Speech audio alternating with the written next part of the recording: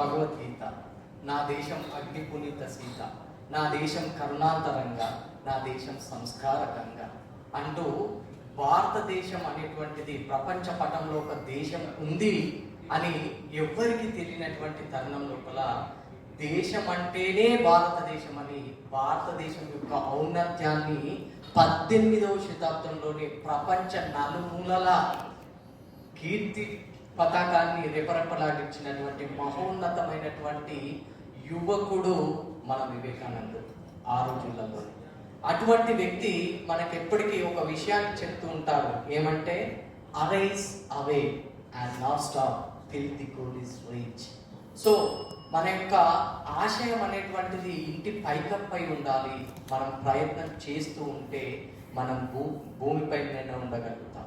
కాబట్టి ఆయన యొక్క ఆశయాలను అందిపుచ్చుకొని ఈనాడు భారతదేశానికి యువత యొక్క శక్తి అనేటువంటిది చాలా అవసరం.